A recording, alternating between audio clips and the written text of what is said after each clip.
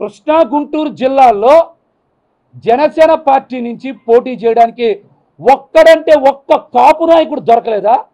పోనీ దీనికి సమాధానం చెప్పండి. కృష్ణా గుంటూరు జిల్లాల్లో పోటీ చేయడానికి జనసేన పార్టీ నుంచి ఒక్క కాపు నాయకుడు దొరకలేదా?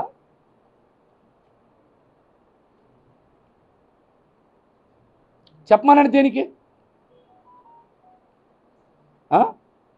అన్ని పార్టీలు విధేయతకి పట్టం కడితే జనసేన పార్టీకి విధేయతగా ఉంటే మా రాజకీయ భవిష్యత్తు అనే తలలు నరికేస్తారా?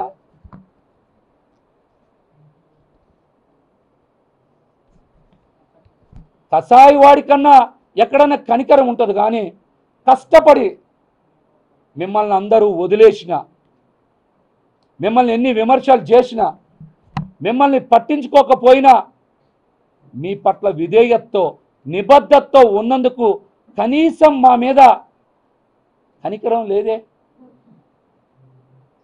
మమ్మల్ని పరామర్శించాలని కనీసం అనిపించలేదే. మమ్మల్ని అంటే నన్ను ఒక్కడిని కాదు, చాలామంది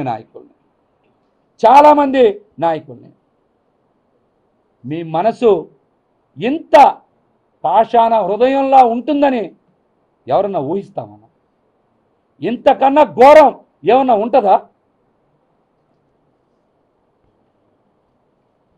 21 మంది అసెంబ్లీ సీట్లు 2 పార్లమెంట్లో జనసేన పార్టీ కోసం కేటాయించిన స్థానాలు ఎన్ని?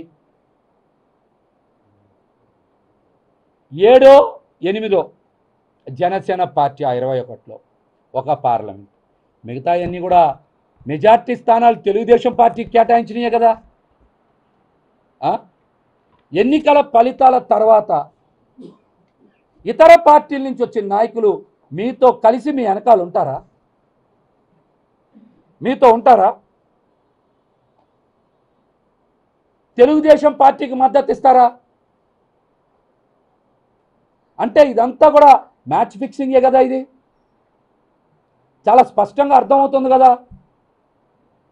రేపు తెలుగుదేశం పార్టీ నుంచో ఇతర పార్టీల నుంచి వచ్చిన నేతలు మీకు మద్దతు ఇవ్వకుండా తెలుగుదేశం పార్టీ తరఫున అసెంబ్లీలో సంతకాలు పెట్టి జనసేన పార్టీని ఆ పార్టీలో విలీనం చేస్తే మీరు అడ్డుకోగలరా?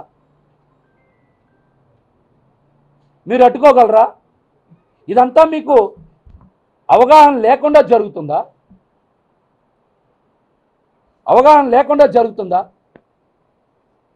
మీరు ఇచ్చే టికెట్లన్నీ తెలుగుదేశం పార్టీ నాయకులకు తెలిసే ఇస్తున్నారంటే ఇది మ్యాచ్ ఫిక్సింగ్ కాదా?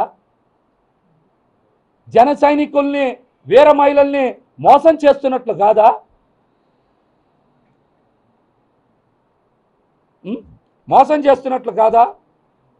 ఖచ్చితంగా రాబోయే 6 నెలల్లోనో 12 నెలల్లోనో జనసేన పార్టీ అడ్రస్ గల్లంత అవుతుంది.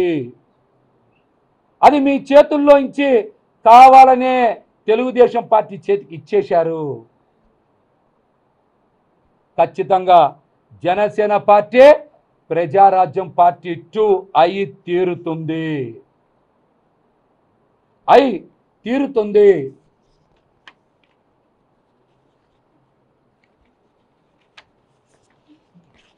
అట్లాగే ఎవరైనా సరే గెలిచే స్థానాన్ని తీసుకుంటారా, మైనస్లో ఉన్న స్థానాన్ని తీసుకుంటారా? మీరు చెప్పండి. పశ్చిమ నియోజకవర్గం, తెనాలి నియోజకవర్గం మీరు సర్వేలు నిర్వహించారు కదా. తెనాలి మైనస్లో ఉందని మీకు తెలుసు కదా. విజయవాడ వెస్ట్ సర్వే మీరే కదా చేశారు, ప్లస్లో ఉందని మీకు తెలుసు కదా. మైనస్లో ఉన్న స్థానాన్ని తీసుకొని ప్లస్లో ఉన్న స్థానాన్ని మీరు ఎందుకు వదులుకున్నారు? విజయవాడ వెస్ట్ సీట్ని. నిజంగా యువ రక్తాన్ని ప్రోత్సహించేవాళ్ళు అయితే మీరు తెనాలినే త్యాగం చేయొచ్చుగా.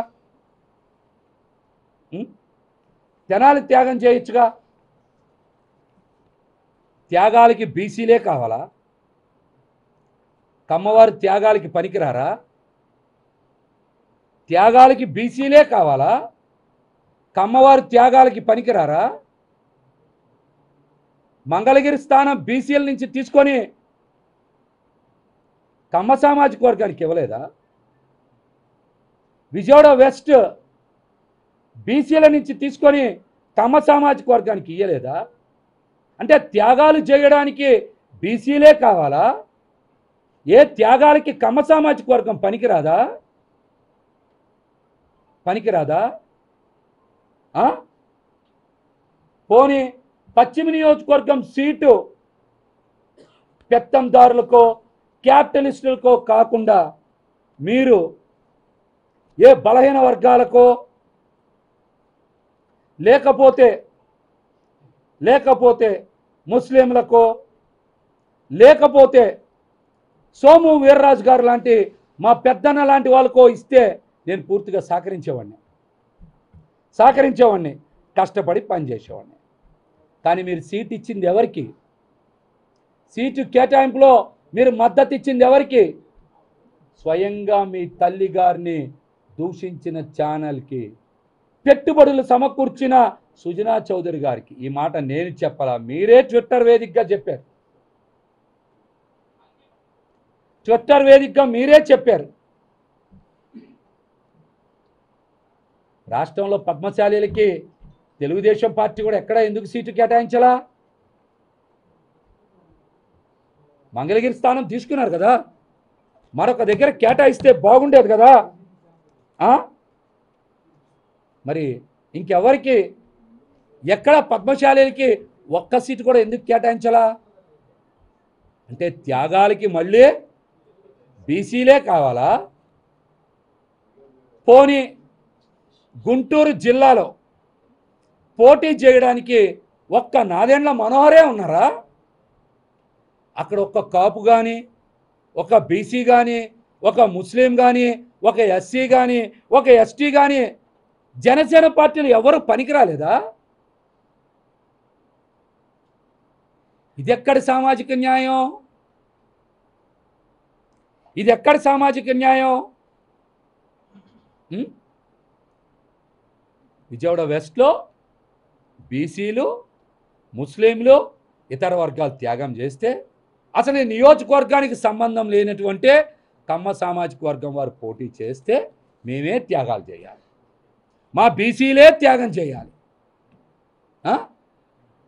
దీన్ని పొత్తు ధర్మం అనాలి, దీన్నే పొత్తు ధర్మం అనాలి. అంతేనా? ఇది పోనీ న్యాయమేనా? చెప్పండి, ఇది న్యాయమేనా? నేను చాలా స్పష్టంగా చెప్తున్నా. ఇంకో మాట కూడా, మా పార్టీ సిద్ధాంతాలని పవన్ కళ్యాణ్ గారు పాటించట్లేదు. కులాల మధ్య గొడవలు పెట్టాలని చూస్తున్నారు. అందుకనే కావాలని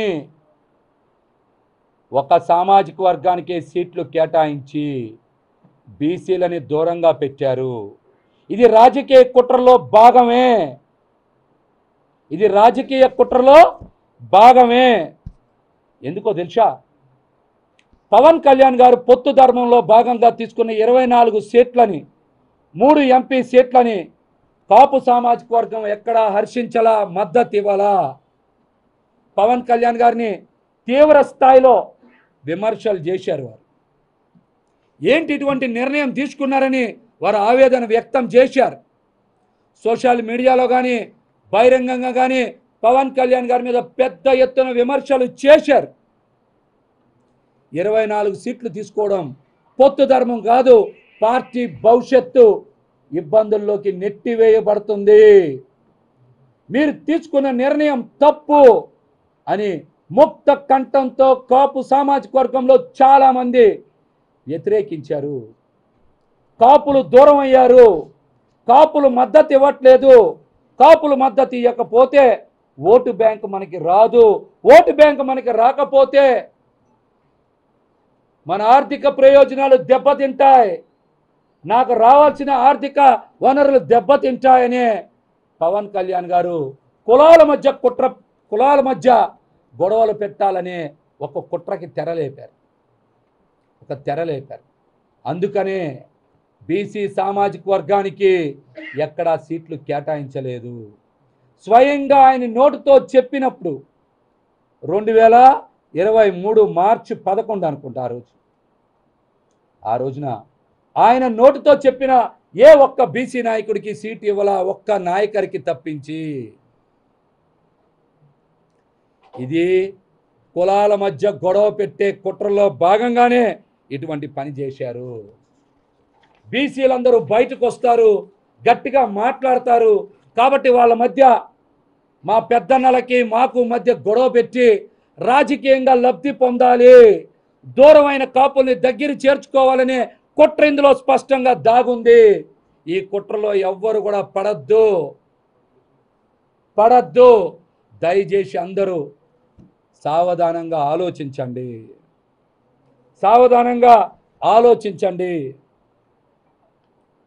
అట్లాగనే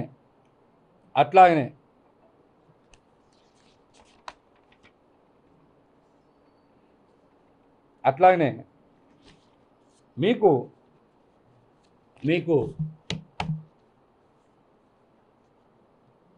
భీమవరంలో సీటుని పిఠాపురానికి మార్చుకోవాల్సిన అవసరం ఏమొచ్చింది? మా అందరి ఆవేదన కూడా ఒక సమయంలో ఇది. ఇవాళ లేదనుకోండి, నాకు ఇవాళ లేదు. గెలిచే భీమవరం స్థానాన్ని మీరు పిఠాపురం దేనికి మార్చుకోవాల్సి వచ్చింది? భీమవరంలో ఉన్నది 2 పార్టీలే కదా, జనసేన పార్టీ, వైసీపీ పార్టీ. లేని తెలుగుదేశం పార్టీకి మీరు సీటు కేటాయించడం వెనక మతలబ్ ఏంటి? పోనీ అక్కడ మీకోసం నిలబడి స్థానిక సంస్థల ఎన్నికలు చేసిన చిన్నబాబుకి సీటు కేటాయించవచ్చు కదా. కానీ తెలుగుదేశం పార్టీకి అక్కడ కూడా సీటు ఎందుకు ఇచ్చారు? మీరు సొంత ఇల్లు కట్టుకోవడానికి కూడా నాకు స్థానిక ఎమ్మెల్యే ఇబ్బందులు పెడుతున్నారని మాట్లాడారు కదా. ఇది కూడా పచ్చి అబద్ధం. అక్కడ పవన్ కళ్యాణ్ గారికి అత్యంత సన్నిహితులైనటువంటి ఒక వ్యక్తి ఇంటి నిర్మాణాన్ని చేశారు. ఆ ఇల్లు గృహప్రవేశం చేస్తారని చెప్పి ఉదయ్ శ్రీనివాస్ అంటే టీ టైమ్ శ్రీనివాస్ పెద్ద ఎత్తున ప్రచారం చేసిన మాట వాస్తవం. మరి అట్లాంటి స్థానాన్ని వదులుకొని ఈ రోజున పిఠాపురం వెళ్ళి మనం గెలిపించండి అని మనం వేరే పార్టీ నేతని అభ్యర్థించాల్సిన కర్మ ఎందుకు పట్టింది? ఒక రాష్ట్ర అధ్యక్షులై ఉండి వేరే పార్టీ నేత కాళ్ళు పట్టుకోవాల్సిన అవసరం ఏమొచ్చింది?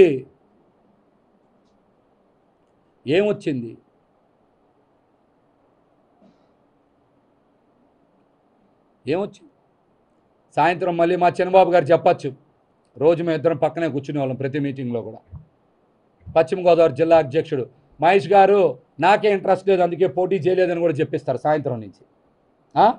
సాయంత్రం నుంచి ఈ మాట కూడా చెప్పిస్తారు. రమణ గారు వినొచ్చు సాయంత్రం ఈ మాట కూడా వినొచ్చు. అసలు అనకాపల్లి సీటు మనం ఎందుకు వదిలేసుకున్నాం? అనకాపల్లి సీటు ఎందుకు వదిలేసుకున్నాం? అక్కడ నాగబాబు గారు పోటీ చేస్తారని కూడా అందరూ మాట్లాడుకున్నారు. నాగబాబు గారు కూడా అక్కడ వారం రోజులు ఉన్నారు కదా. మరి అంత అర్జెంటుగా ఎందుకు అనకాపల్లి సీటుని వదిలేసుకున్నాం? అన్నయ్యని కూడా త్యాగం చేశానని మాటలు చెప్తున్నారు కదా. దాని వెనకాల మతలబ్ ఏంటి? నాగబాబు గారిని త్యాగం చేయడం వెనక మతలబ్ ఏంటి?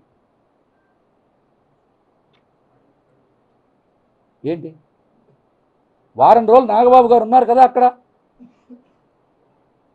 ఆ ప్రాంతంలో ఒక నేత, అనకాపల్లిలో పెద్ద ఎత్తున కంపెనీలు ఉన్నాయి, ఆ కంపెనీల దగ్గర ఫండ్స్ వసూలు చేయాలని నిర్ణయించుకొని కొన్ని కంపెనీలకి ఫోన్ చేశారు, కొంత డబ్బు వసూలు చేశారు. వారు కంప్లైంట్ పెడుతున్నారని తెలిసే కదా ఆ స్థానాన్ని వదులుకున్నారని పెద్ద ఎత్తున బయట మాట్లాడుకుంటున్నారు.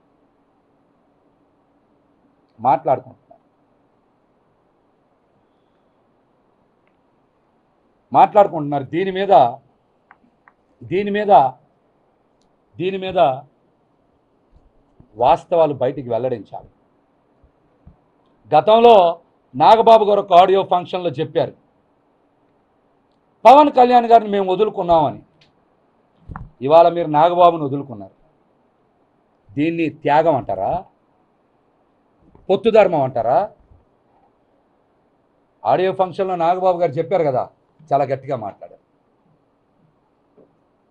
ఇవాళ మీరు నాగబాబు గారిని వదులుకున్నారు. దీని పొత్తు ధర్మం అంటారా? ఎక్కడైనా దీని పొత్తు ధర్మం అంటారా? చెప్పండి, ఎక్కడైనా పొత్తు ధర్మం అంటారా దీన్ని? చెప్పండి. నాదెండ్ల మనోహర్ గారు అనే ఒక వ్యక్తికి జనసేన పార్టీ బస్సునిచ్చారు. ఆయన డ్రైవింగ్ ఎక్కడా సరిగ్గా చేయలే. ఈ 5 ఏళ్లలో జనసేన పార్టీ బస్సుని పెద్ద కొండ గుద్ది మొక్కలు చేశాడు ఆయన.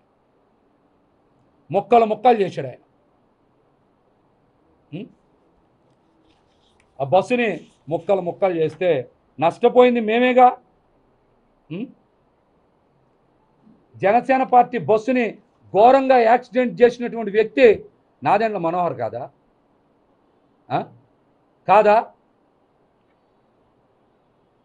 5 సంవత్సరాల సుదీర్ఘ సమయంలో పార్టీని ఎందుకు మనం నిర్మాణం చేయలేకపోయాం? 7 జిల్లాల్లో పార్టీ అసలు ఎందుకు నిర్మాణం కాలా? ఏమనంటే కేడర్ మీద ఇష్టం వచ్చినట్టు మాట్లాడటమే చెల్లిపోతుంది మీకు.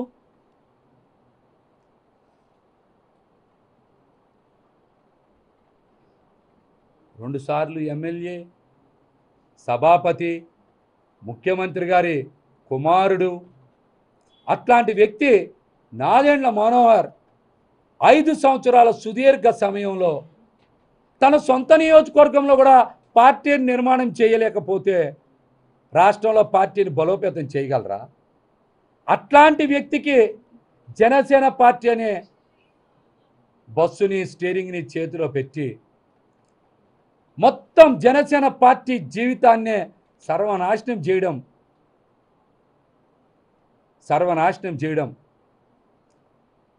కావాలని చేయడమా, లేకపోతే తెలియక చేయడమా? దీన్ని ఎలా అర్థం చేసుకోవాలి? మిమ్మల్ని గుడ్డిగా నమ్మి నడుస్తున్నందుకు,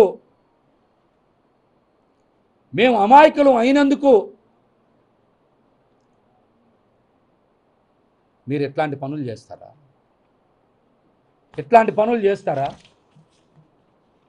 ఏ రోజైనా నాదెండ్ల మనోహర్ అనే వ్యక్తి తెనాలి నుంచి పట్టుమని 10 మందిని పార్టీ కార్యాలయానికి తెచ్చారా? స్థానిక సంస్థల ఎన్నికలు చేశారా? తెనాల్లో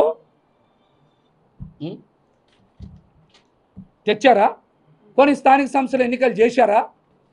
నాయకత్వాన్ని తెనాల్లో ఎక్కడైనా బలపరిచారా? వీటికి సమాధానం చెప్పండి. మీరు వీటికి సమాధానం చెప్పండి. జనసేన పార్టీలో నిబద్ధతకి విలువ లేదా?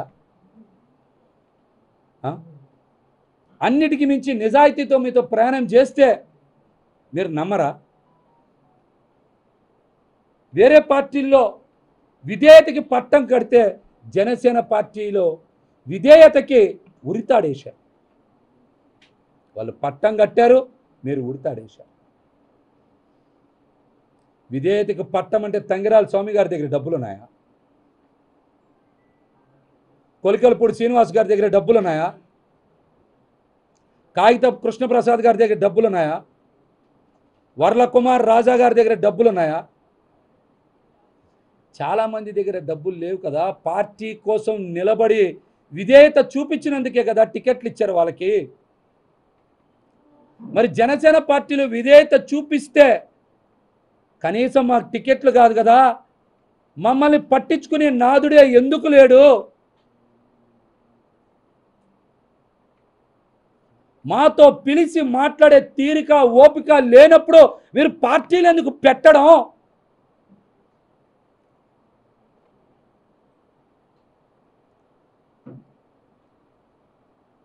మాలాంటి వాళ్ళందరితో, కొత్త తరం రాజకీయ నాయకులతో ఎందుకు చెలగాటం ఆడడం?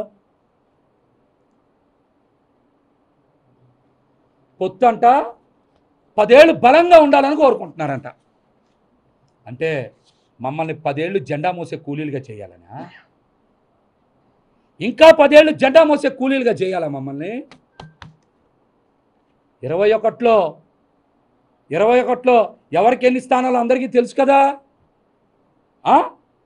ఎవరికి ఎన్ని స్థానాలు తెలుసు కదా. అంటే 2024 తర్వాత 29, 34 వరకు మేము మా 2 భుజాల మీద 2 జెండాలు వేసుకొని అరిగిపోవాలా మేము? అంటే ఇప్పుడున్న నాయకుడిని ముఖ్యమంత్రి చేయడమే కాదు, వాళ్ళ కుటుంబంలో ఇంకెవరెవరిని ముఖ్యమంత్రి చేయాలో కూడా మీరే పేర్లు రాసిచ్చేయండి, చేసేస్తాం. జనసేన పార్టీలో ఉన్న పాపానికి మేము బానిసల్లా బతకాలా? జెండా కూలీల్లా బతకాలా?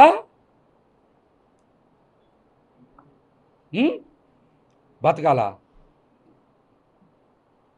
మీరు చెప్పండి, ఎవరు ముఖ్యమంత్రి కావాలో, వాళ్ళ తర్వాత ఎవరు కావాలో, వాళ్ళ తర్వాత ఇంకెవరు కావాలో చెప్తే జన సైనికులందరం జెండా మోసే కూలీలుగా సిద్ధంగా ఉంటాం.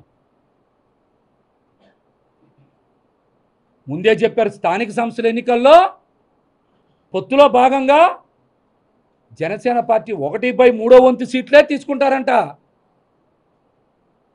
ఆ 1/3 సీట్లలో మళ్ళీ భారతీయ జనతా పార్టీకి 50% ఇవ్వాలంట. అంటే ఒక నియోజకవర్గంలో 21, 22 డివిజన్లు ఉంటే జనసేన పార్టీకి వచ్చే స్థానాలు ఎన్ని అవుతాయి? 3, 4 అవుతాయి. ఆ 3, 4 జనసేన పార్టీ వాళ్ళకే వస్తాయని గ్యారంటీ ఏంటి?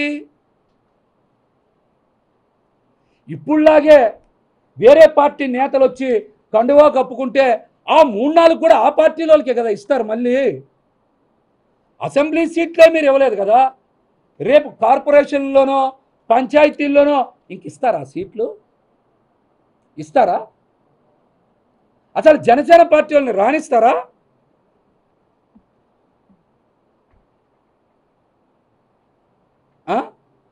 జనసేన పార్టీ కథ సమాప్తం అవదా?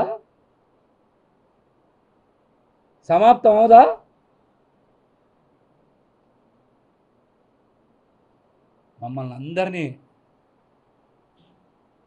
అందరినీ భవిష్యత్తు మీద ఎన్నో ఆశలు కల్పించి మీలో ఒక చెగోవీరని చూసుకున్నాం, ఒక ఉద్యమకారుని చూసుకున్నాం. మీరు నిలబడతారనుకున్నాం. మీరు ఇలా నట్టేట ముంచేస్తారని మా కల్లో కూడా ఊహించల.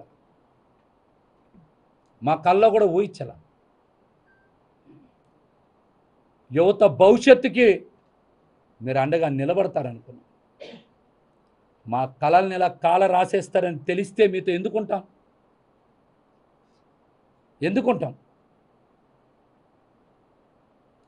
ఇదేదో పోతిని మా సీట్ రాలేదనో ఆవేదనతోనో మాట్లాడట్లా.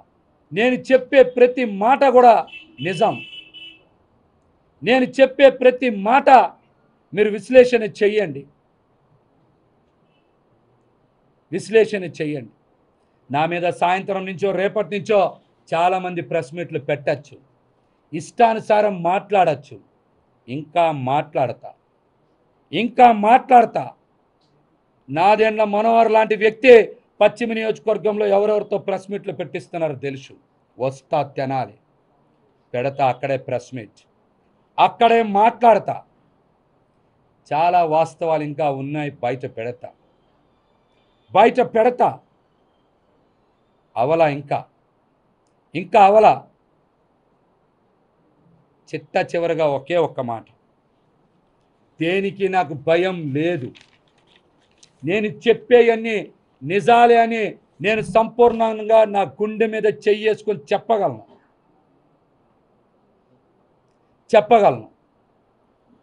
పవన్ కళ్యాణ్ గారిని ఒకే ఒక్క కోరిక కోరుకుంటున్నా. రేపు పిఠాపురంలో మీ సొంత ఇల్లు గృహప్రవేశం చేస్తున్నారు కదా, అక్కడికి మీరు అన్న లెజినోవా గారితో రావాలి, గృహప్రవేశం చెయ్యాలి.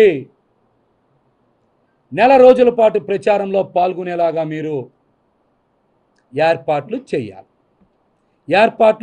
చేయాలని నేనైతే మనస్ఫూర్తిగా పవన్ కళ్యాణ్ గారిని కోరుకుంటున్నా. మరిన్ని విషయాలు, నా రాజకీయ భవిష్యత్తుకు సంబంధించిన విషయాలన్నీ కూడా తొందరలోనే ప్రకటిస్తాను.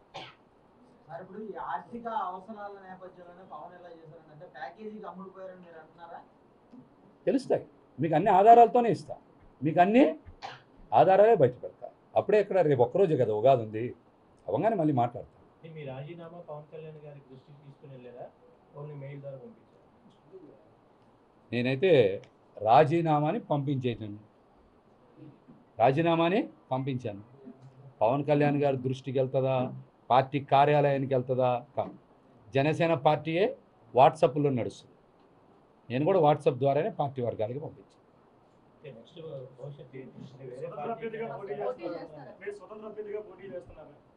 చెప్తా అన్నీ 2 రోజుల్లో మీకు తెలుస్తాయి, 2 రోజుల్లో తెలుస్తాయి, ఖచ్చితంగా తెలుస్తాయి. అధికార పార్టీ వైపు అడుగులు వేస్తారని చెప్పి కూడా ఒక సమాచారం. అరే తప్పేముంది, వేయకూడదా?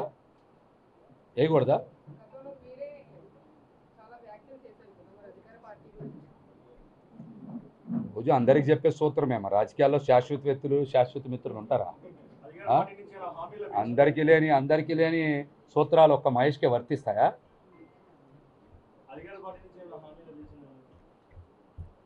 నిస్వార్థంగా నిజాయితీగా జనసేన పార్టీకి పనిచేస్తే మాకేం లభించింది? విజయ్ గారు ఏం లభించింది?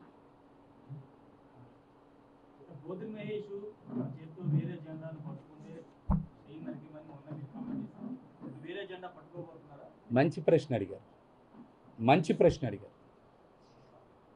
రాజధానిలో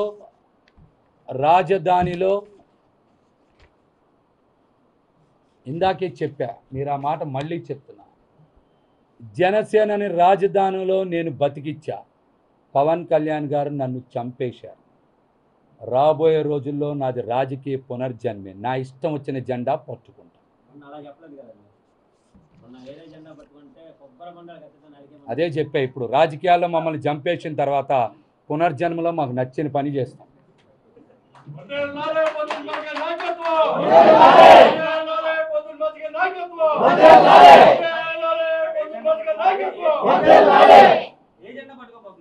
అన్నీ తెలుస్తాయి 2 రోజుల్లో.